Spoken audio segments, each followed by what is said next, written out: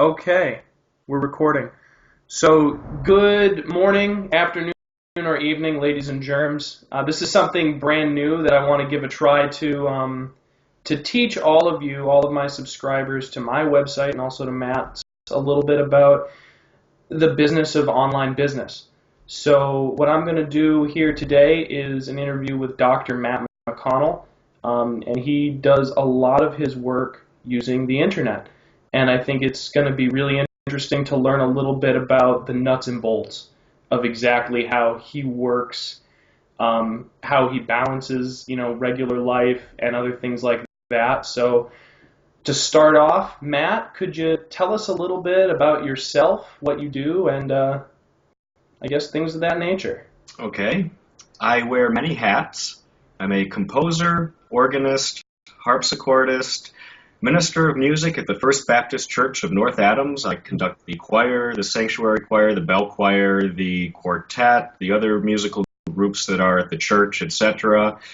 I received my doctoral degree in composition from the New England Conservatory of Music in Boston. Mm-hmm. In addition to actual performance and composition, I also tune pianos and repair various instruments and many other things that are in that category. Right, great. So your main wheelhouse obviously is music.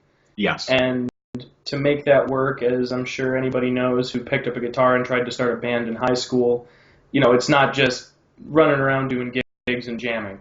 You obviously have to wear a lot of different hats, and it seems like you've found a way to use the internet and also obviously your intelligence and your skills and your education to really do that.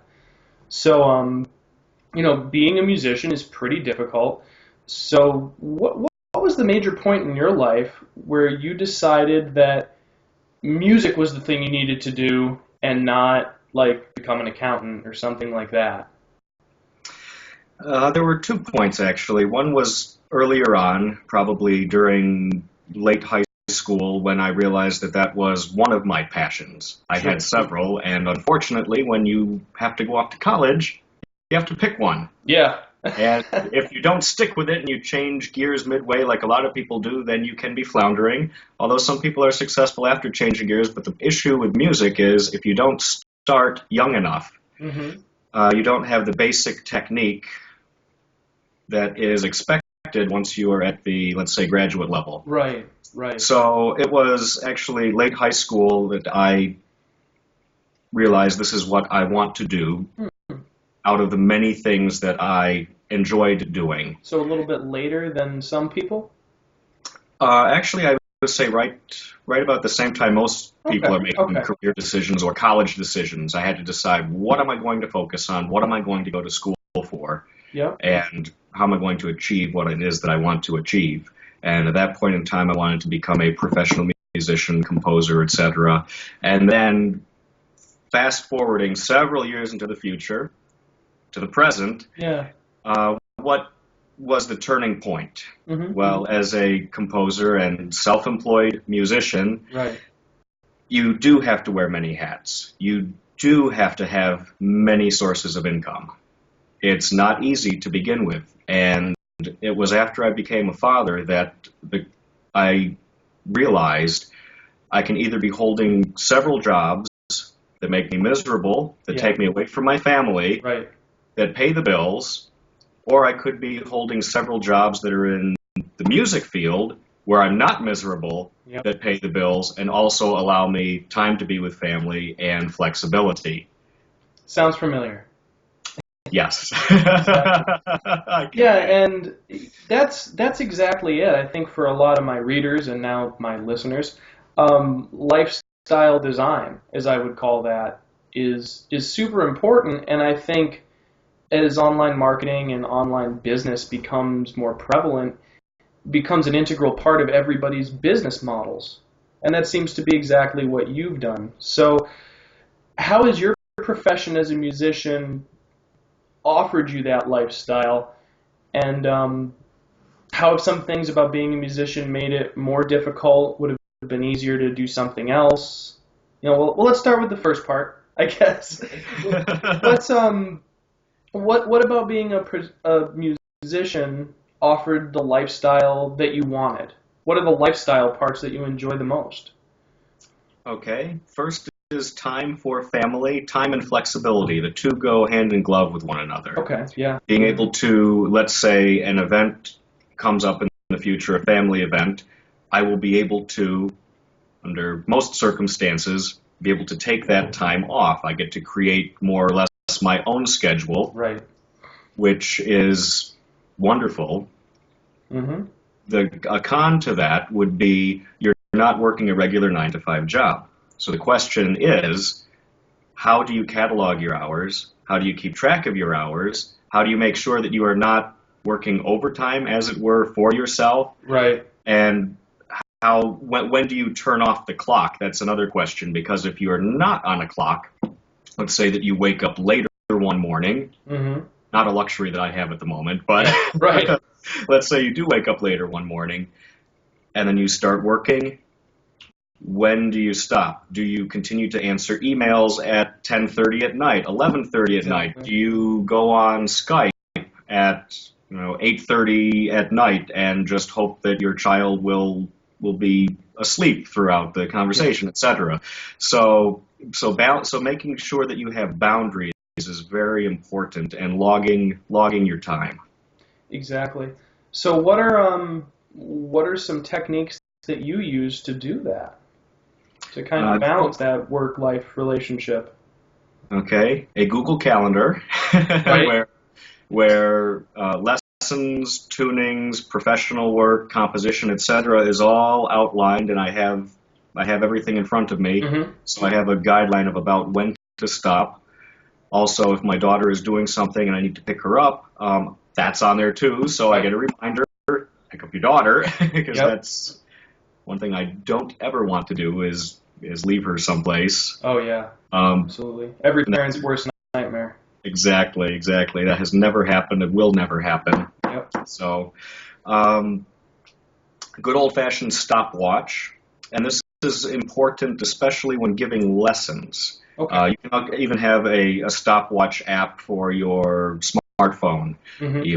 because it's very, very easy. If you're giving, let's say, a series of half-an-hour lessons, it's very easy to go 32 minutes with one student and not take into account the additional time of, oh, hi, nice to meet you, Mr. George, Mrs. George, da-da-da. Johnny did great this week, not taking into account those pleasantries. Then your next student starts 5 minutes later because of that, and then the same thing happens. Then you have another 5 minutes until your final student you end up with during the day, oh my goodness, it's getting really, really late, and either they're shortchanged a lesson, or you have some upset parents that their kid is not ready when they show up. Absolutely. Sure. So making sure that your time is earmarked appropriately and factoring into lesson time pleasantries, introductions, etc. is important. Yeah, absolutely. And I guess that would probably be one of the bigger difficulties about building a lifestyle like this is, realizing that you need to be the boss of yourself and focus on those times very, very strictly. Like if it's time to work, it's not time to do the dishes or whatever else. It's time to work. And I think that's something that I struggle with, and many other folks do as well. So I know that obviously online marketing must have changed the style of your business in many ways. So I guess not to leave this question wide open, because then we could just bloviate on that for hours. But what's the one most effective tactic that you've used in online marketing that has produced for your businesses the most results? Okay, I would have to say having a Facebook page. Okay. Having a Facebook page and making posts from that page appear on your regular, quote, personal Facebook page. So I guess having a business page and having a personal page, and having the two intertwined a bit. And on the professional page, don't just post about upcoming concerts and events, etc. Post a few fun things. Post a few videos. of yourself. Post a few excerpts of pieces. Give out some free pieces. I just gave out a free thing for September, piece for solo cello, which some people clicked on, and we'll have to link to that after we finish so that everybody can listen to some of your music. I hope you'll play for us once we're done talking here too. Might put you on the spot. I'll try. I'll plug something in and. All right. So it seems to me like I would have to agree that having the business page and then also the personal page, so that your friends are aware of what you're doing, but you're not, on the one hand beating them to death with online marketing on their personal page, and on the other hand, you're still creating a fan base with the business page. Exactly. And a lot of my friends, too, they're not professional musicians. You hand them something in the bass clef like that for the cello, and it means nothing to them. Yeah. But somebody they know may actually look at that and say, oh, I never play that. Exactly. So although I have many friends who are not musicians, I have many friends who are musicians. And via Facebook, everyone is connected and also interconnected. Yeah, and you start making more friends that are musicians and become interested in your services. Exactly. Okay. And then yeah. Yeah. So I would have to say there's a lot of education that goes into not only being a musician, but also in online marketing as well. And in looking at that, Matt, if you had to choose, I'd say like one book that you've read. Gosh, I wouldn't even put a time frame on it, that you've read in your life that helped you the most to develop a business like this. What would it be? Because I'm an accountant by training, so my answer is going to be very different than yours. And so this is always something that's really interested me. And I'd have to say, like, what's your favorite book? And it doesn't even have to be a business book. Just a book that you read it and you go, yeah, that's how I would want this to be. Okay. I did have a book in mind until you threw in the business element. So I actually, with the business element though, and going along with everything we've talked about, including scheduling various times for various tasks, etc., yes. I would have to say Flow. Flow. Okay. I have not read that. I have a copy over on my bookshelf I could grab in a minute, but I will butcher the author's last name, so I'm not even going to attempt it. No big deal. That's something else we'll have to put in the notes. Yes. Okay, and what's Flow about? It's basically the psychology of peak experience. When you are so focused on your work or so focused on an event that you lose track of time, you lose track of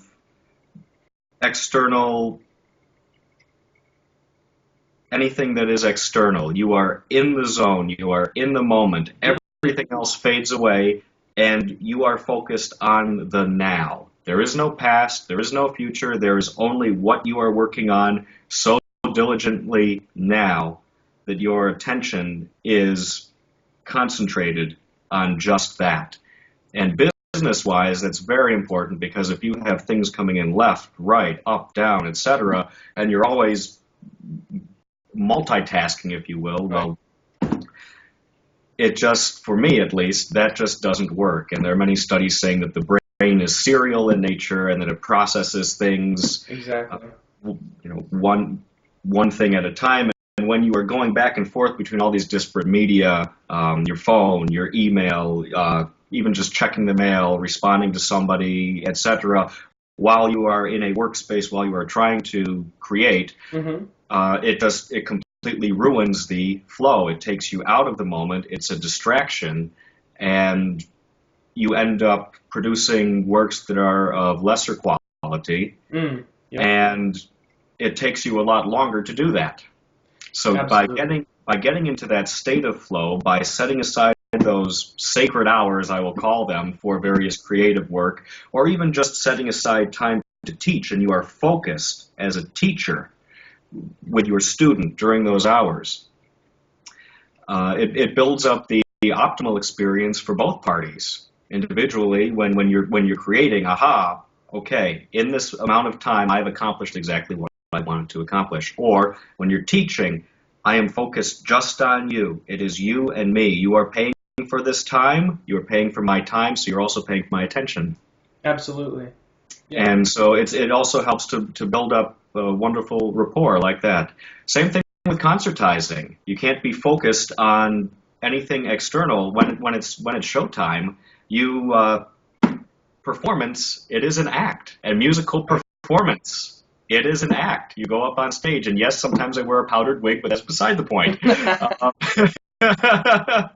You go on stage, and you are paid to perform, and to perform, you can't be thinking of what's for dinner.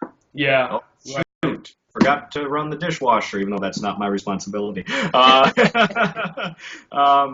I didn't pick up the batteries. Oh, you have to tune out everything else and be focused.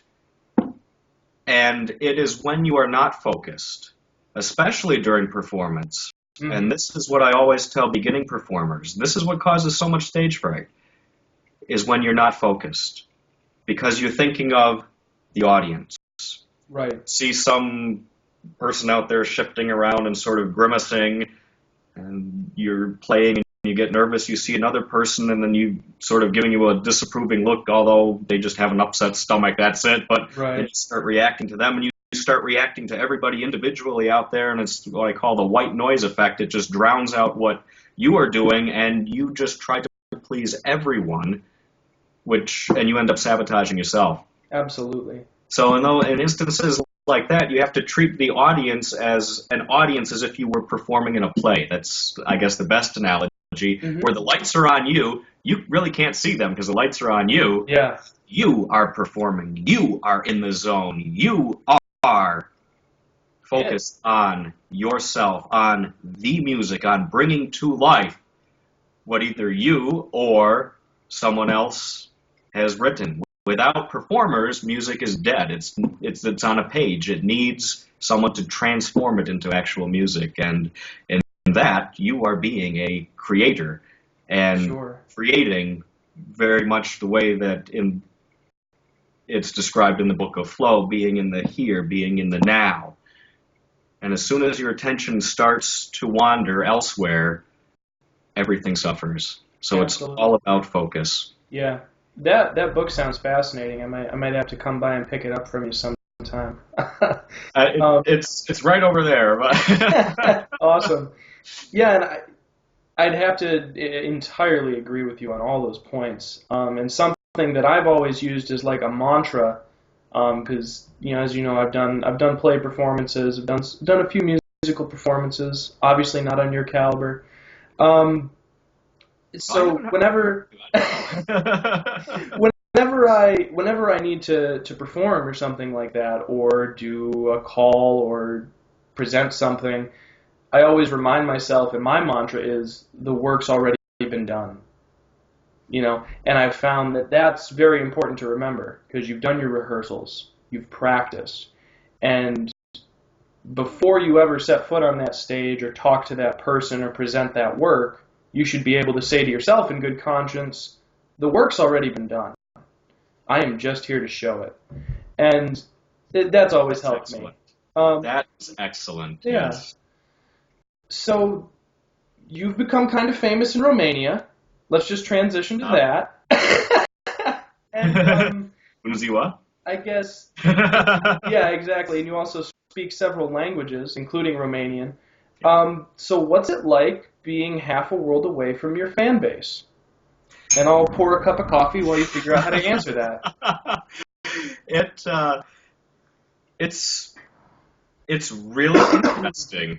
It's really interesting, and it's actually quite inspiring. And I couldn't have foreseen this coming about if it weren't for the magical powers of the internet. Right. Honestly, because even 8 years ago, certain media sites were in their infancy and restricted to people. You had to be either in college, etc. When Facebook first came out, it was more or less a college-based entity.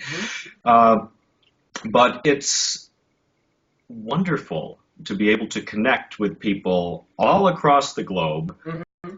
to have your scores shared globally, to have performances on a global level rather than reduced to the state of Massachusetts or New York State, etc., to have things performed in Canada, in Sydney, in Romania. Mm-hmm. It's wonderful. Yeah. So to have a fan base overseas, I must say it's quite an honor. Yeah. And I would use a quotation here: a prophet is never recognized in his own country, but I do have performances here, so I can't really say that. But Absolutely. I seem to have more overseas than I do here, which is quite interesting. And in the Romania in particular, I can understand why, because a lot of my musical language, even though I wasn't consciously thinking of it at the time, in retrospect, a lot of it employs certain intervals that are really indicative of Romanian scales, Romanian folk music, etc. And so I guess maybe now would be a time to put a link to the cello piece on there, or even a second cello piece, which is dubbed, it's my second sonata for cello, dubbed the Romanian Sonata, written for two of my friends in Romania. Okay. So it's wonderful to be able to connect with an audience overseas and to hear their feedback regarding your music, Right. and to have performances. Awesome. So, for any aspiring musicians who may have these developing fan bases as well, or anybody who's using performance art as their medium to kind of build an online business, what nuts and bolts do you use to connect yourself to those folks in Romania? Okay, first of all, and this requires an effort, but learn the language. Learn the language as best you can. Okay. Even if you are imperfect, it is so wonderful to have somebody attempt to speak your native tongue. And even if their English is not that great, even though they're trying so hard because they want to communicate with you in your native tongue, that is such an honor. And vice versa when I'm speaking Romanian. I mean, I'm not perfect, but it seems to be a very honorable thing to be able to deliver a lecture or even just a Skype call with someone performing a piece, discuss various elements, and speaking to them in their language, and it's unbelievably flattering and honoring. So learning the language is wonderful.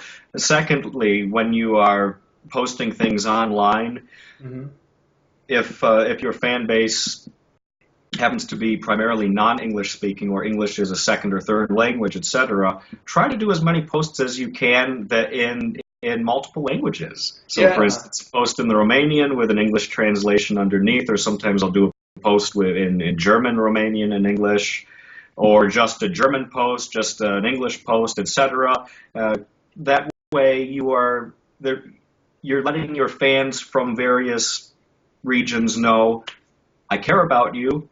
I'm speaking to you in your tongue. This is meant for you. Very nice. And what's your, not too long to talk on this, but what's your technique to learn those languages, let's say at that 80% level? Speaking and conversing with people directly, and secondly, reading an awful lot of books, not just grammar books, not just language books, but actual texts in those languages. German, it's very, very easy to find books in German, and I actually studied German for many years in college, so that's where that comes in. But actually reading texts in their, let's say, in the Romanian, it's actually very difficult to obtain a lot of the Romanian books in America, which is interesting. German books you can find, but another excellent tool, bilingual translations of books. So on one page you have the English, on the other page you have the other language, and what instantly comes to mind is the Alan Mandelbaum Dante's Inferno, where you have the Italian on one page and you have the English translation on the other page. And the further you delve into languages, then you can actually compare and say, well, that's a really bad translation, or, oh, that's a really good translation. McConnell's translations, I think, are actually good, so I'm not saying anything about that. Fair. But it's very interesting to see other translations, especially. I don't want to speak ill of any books, but I picked up a Romanian translation of an English text, and I was going through it, and it was just unbelievably bad. Just unbelievably bad, unidiomatic, and I was just shaking my head thinking, what did they do? Type this into some Typed it into Google Translate and sent it to the publisher? Yeah.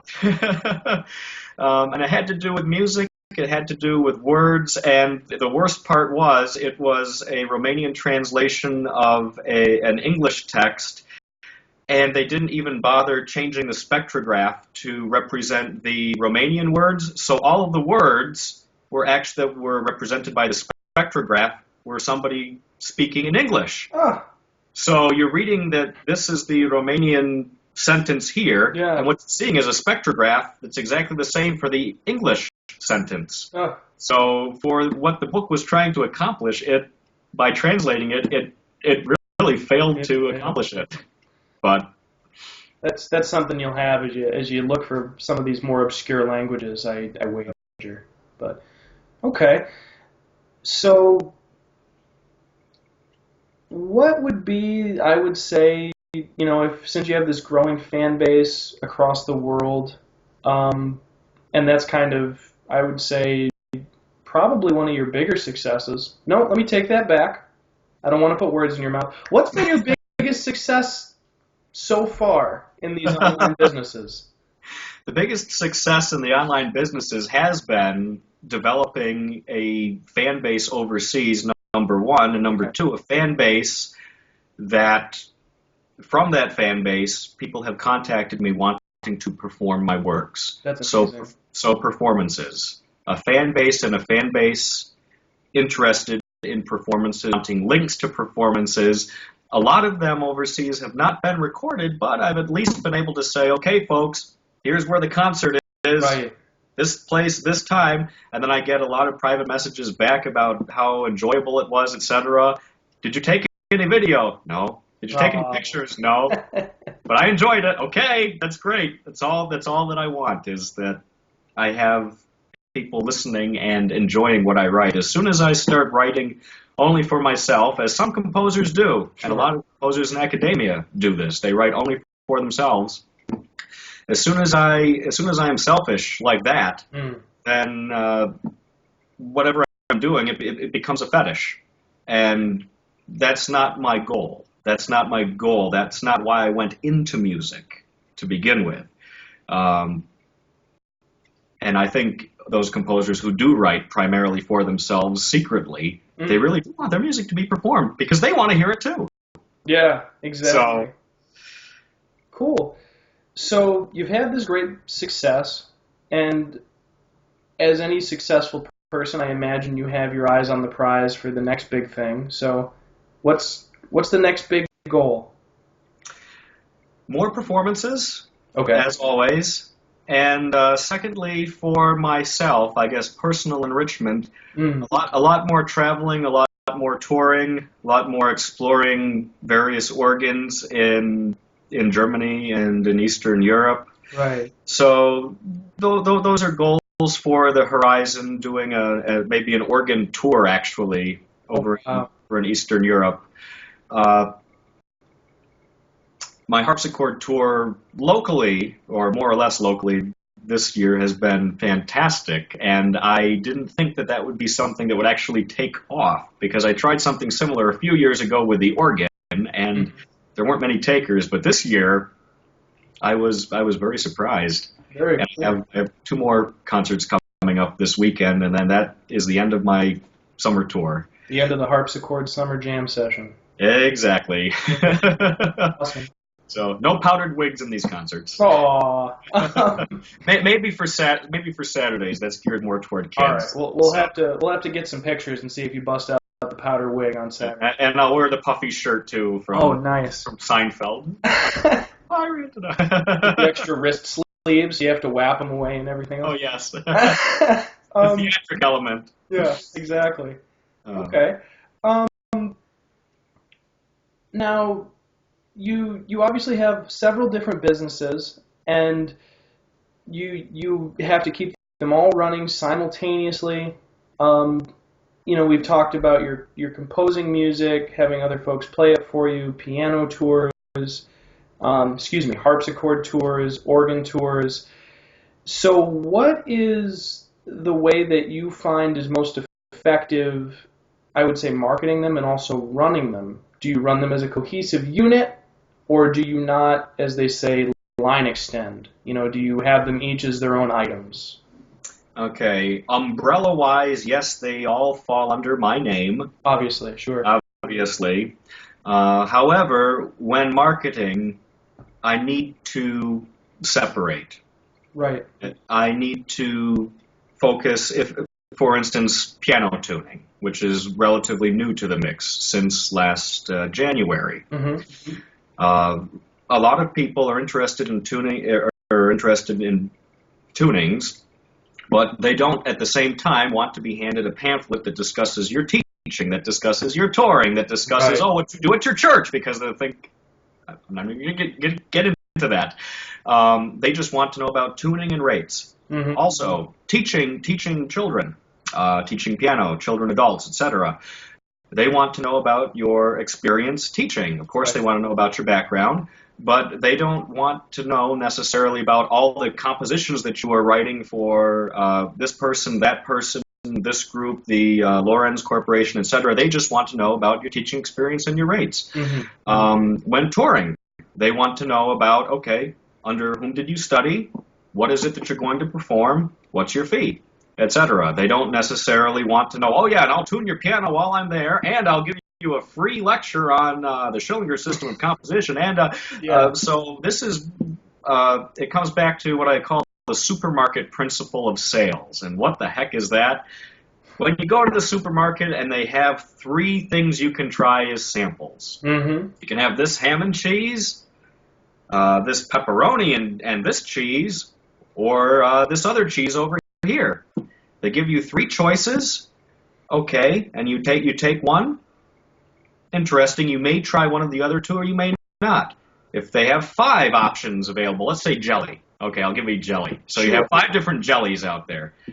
Okay, you may take 1 or 2, but you're not going to sit there and try them all, and you're not going to buy them. However, and the more jellies you have there, the more daunting it is, and the more you kind of, or at least me personally, I would kind of avoid that section so I'm not asked to sit there trying 10 different jellies. The same is true. Overwhelmed. Exactly. Information overload. Mm-hmm. So if you sell 2 things, or if you are demonstrating, let's see. Here I am, and I'm talking about music, and I'm talking about jelly in the same sentence here. So. I love this analogy, though. It's just so bizarre. So if you're at the supermarket and you're offered two jellies, one here, one's a nice blueberry and one's a raspberry, and they have the jars right there that you can buy. Okay, I'll sample one, I'll sample the other. Gee, I kind of like that blueberry one better. I think I'll pick up a jar. As soon as you start adding other options, information overload, you might try a few, but you're not going to be buying. Yeah, so I mean, with you, it's almost like, you can buy the blueberry or the raspberry, or you can buy this jelly press that's over here, or do you want to buy the fresh grapes, or this or that, because you do it all. Exactly. But that means that you have different target markets, to put it in a marketing term, for each of those services. And Bingo. So if you're meeting with the parents of a student, you're not going to be looking to selling them piano tunings unless the thing's hilariously out of tune. Exactly. It's only there as something else, and they're probably already peripherally aware of it, even if you don't sell them on it. And when they're ready, they'll come to you for that organically, I think, because you've already offered that value. Which has happened. Sometimes I'll be approached, do you know any good tuners? Actually, I tune my own pianos, and I tune for the First Baptist Church in North Adams, and I tune for... I'll be approached naturally over time, or organically over time, as you said. Same is true of other services. But to hand somebody, when you first meet, a a flyer, if you will, that outlines everything. Yeah. And a colleague of mine I love very dearly, he has a flyer like that. Mm-hmm. And he has this laundry list of services and fees and everything else. And you open it up and it's like unfolding an accordion. You go, whoa, okay. Yeah. And There's too much. exactly. You get a little confused. Yeah. So knowing your target audience for your product. Who are the people who want piano tunings? I know. Those are the people I hand my cards to. Those are the people whose calls I respond to, etc. People who want lessons. Yes, I know exactly what they want. When we first meet, I hand them a lesson packet, etc. Mm-hmm. Nothing else.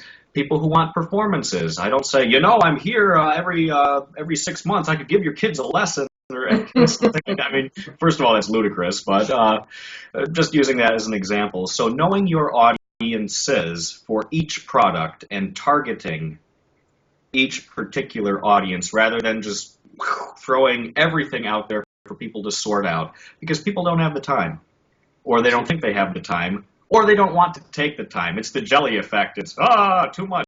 I can't decide. Yeah, right. So how do you use online marketing in any specific ways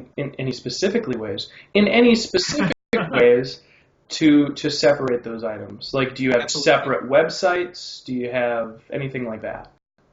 I have separate websites now for my medical service.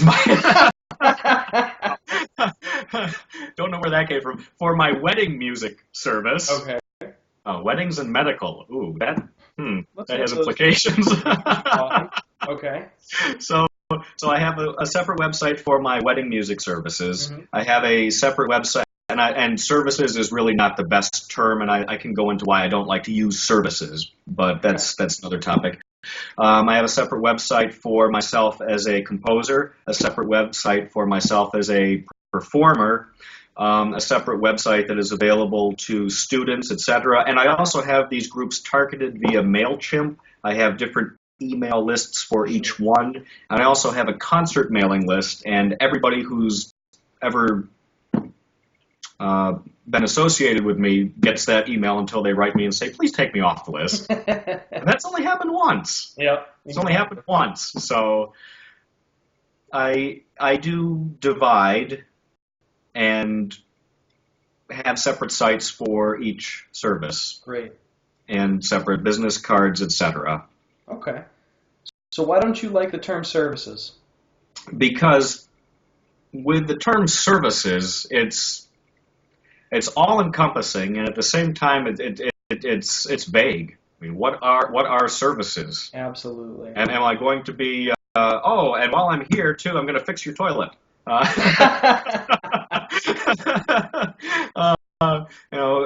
It gives no. There's an expression for you: pot chamber music. So Yeah. I don't know. So it's so all encompassing. People don't buy services. People buy products. People will subscribe to a newsletter. Right. People will take lessons. They don't purchase services and sort of exactly pick and choose. It's a catch-all. It might be great to register your business under for tax purposes, but in terms of marketing, it doesn't describe anything, and it does exactly the opposite of what I just explained about targeting individual people. It blankets everything under an umbrella term where people have to sort it out for themselves. Absolutely. Yeah, if your tagline was Matt McConnell Musical Services, people would be exceptionally confused. Exactly. With separate business cards and such, this is the piano tuner. This is the composer. This is the teacher. And so you know what to expect when you pick up the phone and call Matt McConnell, regardless of, if I say it, which Matt McConnell you're calling. Yeah. Okay. There are many me's. I have cloned myself. Well, right. Exactly, and that's the power of the internet. You get to clone yourself 3 or 4 different times or more. Yes. So couple of my favorite questions I like to ask now, just even when I'm just meeting somebody. So what is your favorite book? And I'm not just gonna stop there again. What is your favorite book to give away as a gift? Oh, boy. Okay, favorite book to give away as a gift. I have given this one away several times. I would have to say, this is on the spot now. Inner Christianity. Okay. Inner Christianity by Richard Smalley. It's more about the esoteric rather than the exoteric practices of Christianity. It's definitely worth a read. He was one of the former editors, I believe, of Gnosis magazine. And Okay. for those who are spiritually inclined or looking for nourishment, especially in Western culture, and yet grew up with a basis in the Christian faith, it's quite enlightening to read. Great. And that's all I have to say about that. Wonderful. That sounds. Do you have anything else that you want to That sounds really, really interesting. And I would say the last question I probably want to ask is what's your favorite thing to do to help you unwind after a hard day of work? What is my favorite thing to do to help unwind? Probably the best thing to do is to come home, cook a meal if I am able. Yeah. The unfortunate thing, here we get into talking about time schedules, I'm out a lot of nights of the week rehearsing with various groups. Sure. But my favorite thing to do is to come home and to be able to cook a meal for my family and eat it with my family. There you go. That's how I unwind. Perfect. When I am able. Yeah, exactly. I mean, my wife's home every day at 4:30, and I work from home 90% of the time, and we still don't get to do that. So I know how it is. It happens about 3 out of 7 nights a week. Maybe in the future, we'll be able to add watching a movie to that. Yeah. To that ritual. Some time. Oh, and here's the dog. Let's see. Hi, Rosie. All right, perfect. Well, have to get here comes Rosie. Rosie shot. Hi there. Here we go. There's your secretary. Yep, this is my secretary, Rosie. She helps me with my time clock. Lets me know after a certain amount of time has gone by because she has to go out. So that helps you compartmentalize your workflow. Perfect. Yep. Rosie hours. There you go. All right. Well, Matt, thank you very much for talking with me here. I think we're all going to learn a lot from everything you told us. It's great to talk to someone who's had so much success, really just using online in a very, very big way. So thanks for sharing your time with us. You are so welcome, and thank you for having me. It's been a pleasure. All right. Thanks a lot, Matt, and I'm sure we'll talk again soon. Excellent. Bye. Take care.